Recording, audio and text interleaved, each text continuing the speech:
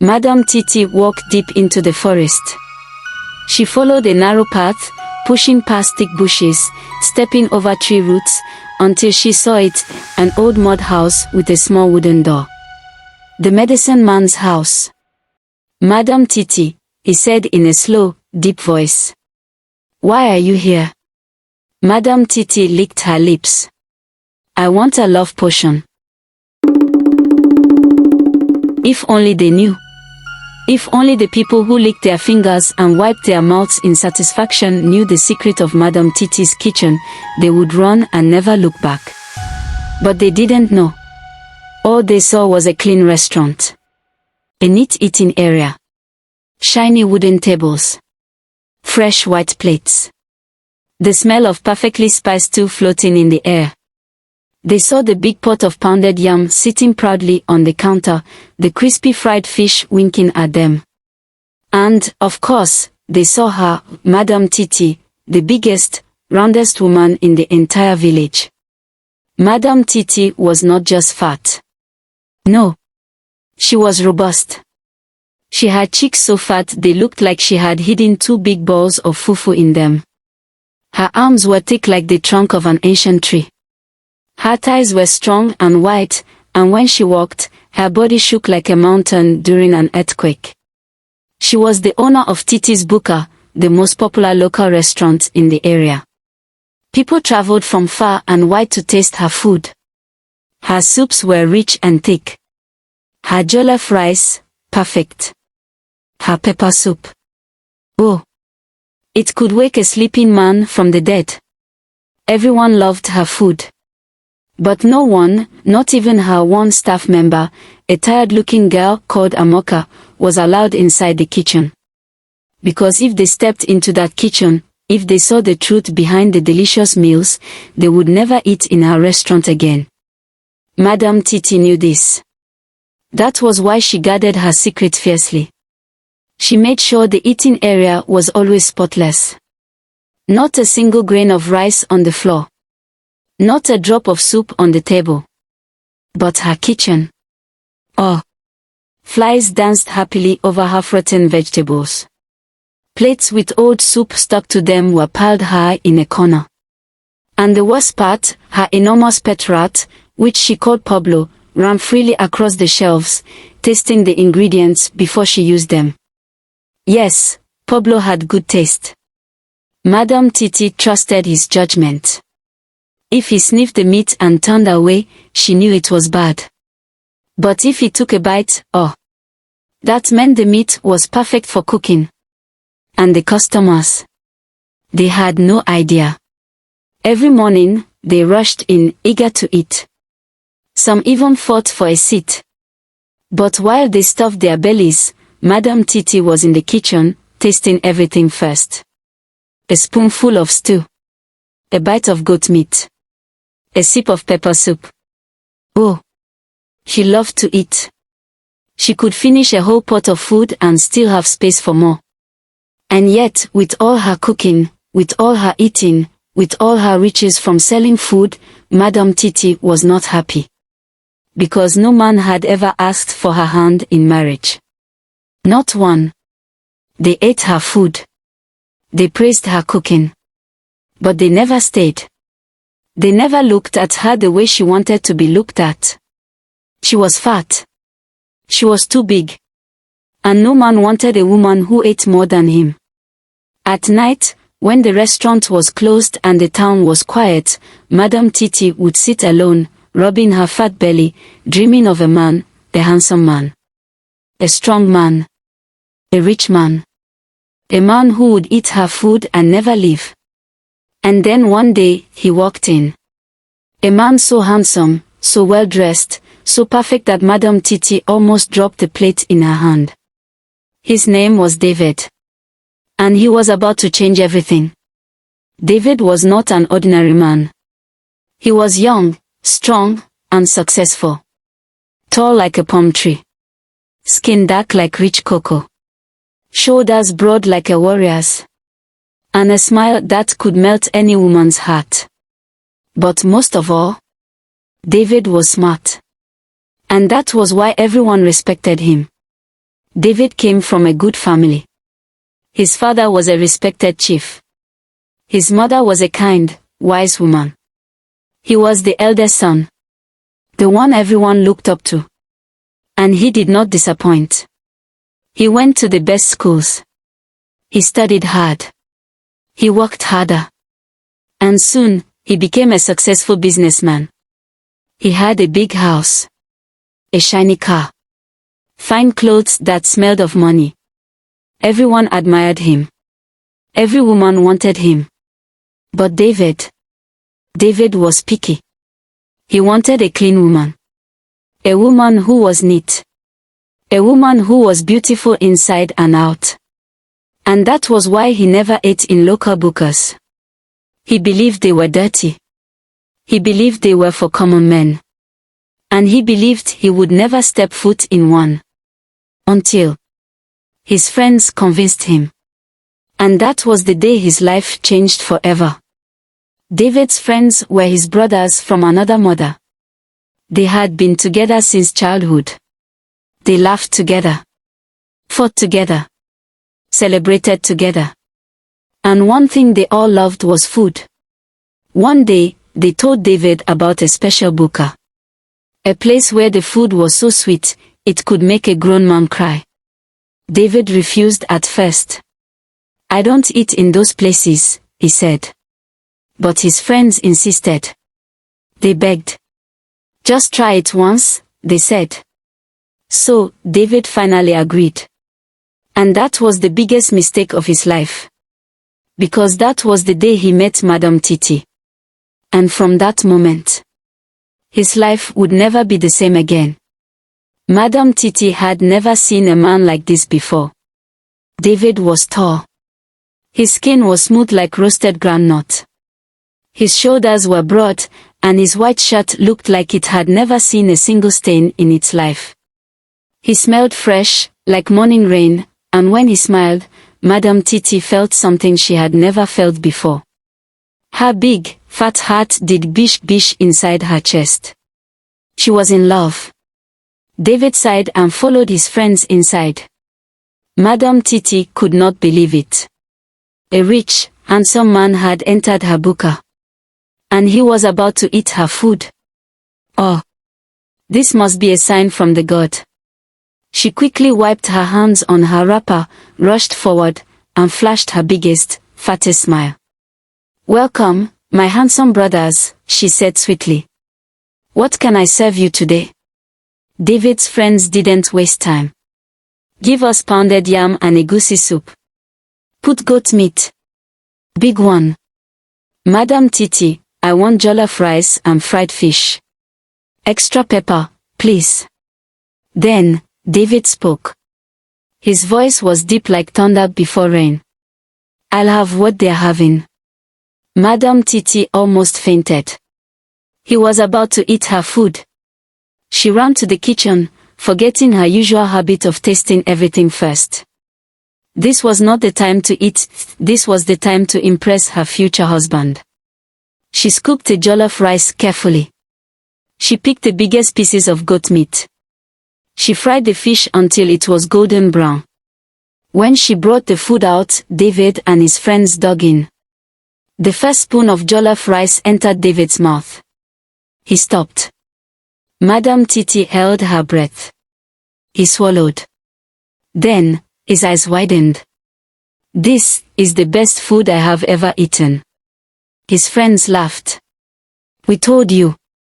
David took another spoon. And another. And another. Madam Titi's fat cheeks lifted in happiness. David, the rich, handsome man, loved her food. And in that moment, she made a decision. She was going to make him hers.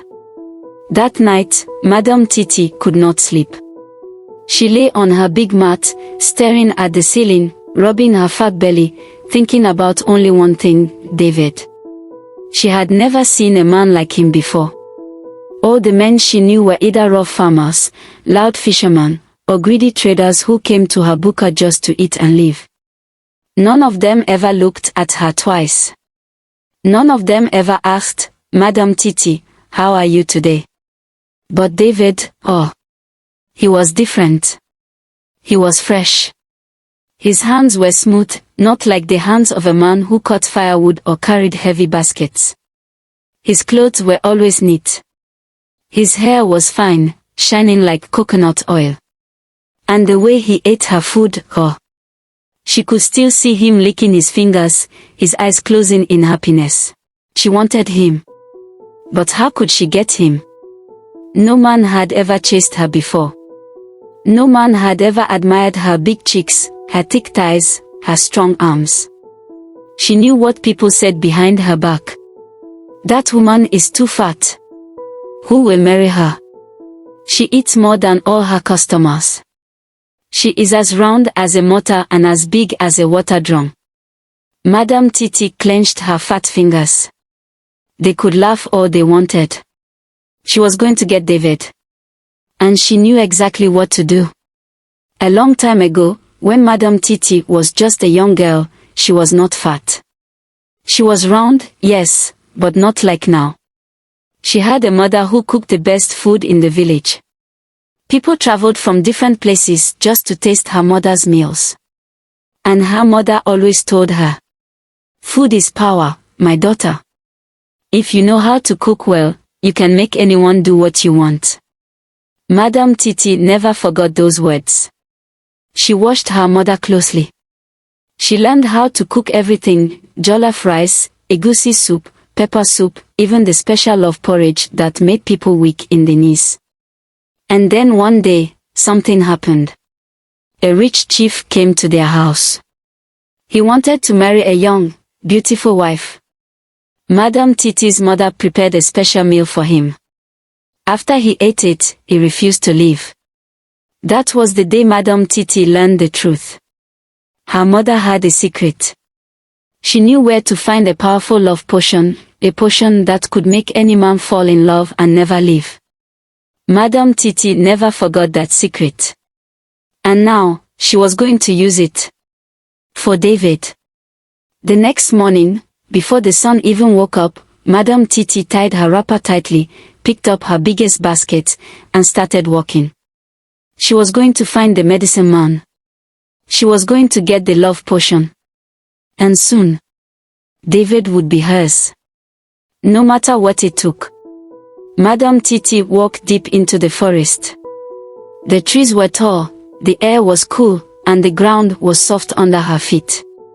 Birds sang in the trees, but Madame Titi did not stop to listen. She had only one thing on her mind: David. She had not been to this part of the forest in years. The last time she came, she was just a little girl, following her mother. But she still remembered the way.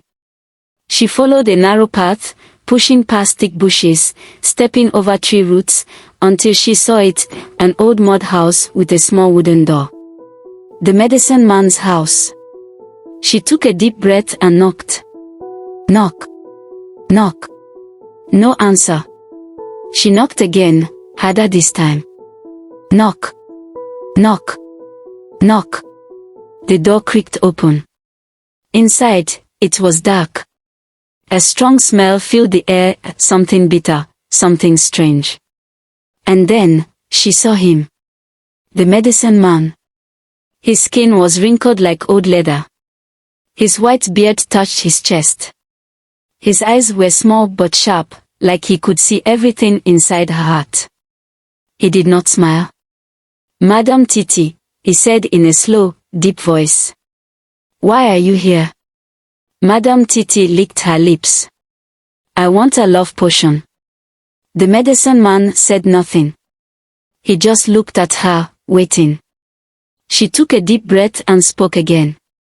"There is a man. A fine man. A rich man.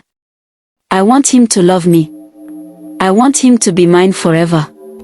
The medicine man nodded slowly. "I see," he said. Then, he turned and walked to a small table. There were bottles on the table. Some had red liquid inside. Some had blue. Some had no color at all. The medicine man picked up a tiny black bottle. "This," he said, shaking it, "is what you need." Madame Titi's fat fingers trembled as she reached for it. "How does it work?" she asked. The medicine man smiled for the first time. His teeth were yellow, like old corn. "Put 3 drops in his food," he said. "Before he finishes eating, he will love you. Before the next morning, he will not be able to stay away from you. And after 3 days, he will belong to you forever." Madame Titi's heart jumped in happiness. She grabbed the bottle, held it close to her chest, and gave the medicine man a big, fat smile. "Thank you," she whispered. The medicine man's smile disappeared. "Be careful," he warned. "Love made by a potion is not real love. If he ever finds out what you did, his heart will break forever." Madame Titi laughed. "He will never find out," she said. "Never." And with that, she turned and walked away, back to her restaurant, back to her kitchen, back to her David. Tomorrow, he would come to eat again. And tomorrow, she would make him hers. Forever. The next morning, Madame Titi woke up before the sun. She jumped out of bed, tied her biggest wrapper, and rushed to the kitchen. Today was the day. Today, David would eat her special meal. Today, David would fall in love with her. She opened the tiny black bottle from the medicine man and looked inside. The liquid was thick and dark, like palm oil mixed with night. 3 drops. That was all she needed. She smiled and got to work. She made jollof rice, red and rich. She fried fish, golden and crispy. She cooked pepper soup, hot and spicy. She picked the biggest, juiciest piece of goat meat. Everything had to be perfect. And then, she took the bottle. 1 drop. 2 drops. 3 drops. The potion disappeared into the food. No smell. No color. No one would ever know. Madame Titi's fat cheeks lifted in a big, happy smile. She was ready. By noon, the buka was full. People were shouting their orders. Plates were clinking. Soup was splashing. Sarah, her tired-looking staff, was running up and down, sweating. But Madame Titi was not listening. She was waiting. And then, he walked in. David. Fresh as always. Handsome as always. Madame Titi's big heart did bish-bish. David smiled at her. "Madame Titi. Your food is too sweet. I had to come back." Madame Titi giggled like a young girl. "Oh, my brother. You have good taste. Come, come, your food is ready." She placed the special meal in front of him. David did not waste time. He picked up his spoon. Madame Titi held her breath. The first bite entered his mouth. He chewed. He swallowed. Madame Titi's fat fingers gripped the table. David took another bite. And another. And another. Then, he stopped. His spoon dropped. His eyes changed. Madame Titi's heart jumped. It was working. David blinked. He looked at her. He opened his mouth, like he wanted to say something, but no words came out. Then, he did something strange. He smiled. Not just any smile. A slow, soft smile. A smile full of love. A smile that made Madame Titi's stomach flip. "Madame Titi," he said in a dreamy voice, "you are the most beautiful woman I have ever seen." Madame Titi almost screamed in happiness. It had worked. David was in love with her. Her plan was perfect. Or so she thought. Because what she did not know was that love made by a potion never ends well. And very soon, David's love would turn into something she never expected. Something dangerous. From that day, David changed. Before, he only came to Titi's buka once in a while. But now, he was there every day. Morning, afternoon, night, David was always sitting at the same table, waiting for Madame Titi's food. And when he wasn't eating, he was staring at her. "Madame Titi," he would say, his eyes soft like ripe mangoes, "you are the most beautiful woman in the world." Madame Titi would laugh, her fat cheeks shaking. "Oh, David, you know how to talk sweet." But inside, she was proud. Her plan had worked. David followed her everywhere. When she was cooking, he would be at the buka waiting. When she was serving food, he was helping. People in the village began to whisper, "Is this not David, the rich man? Why is he following Madame Titi like a lost puppy? Oh, this love is too much." Madame Titi did not care. All she cared about was that David was hers. Then one evening, something strange happened.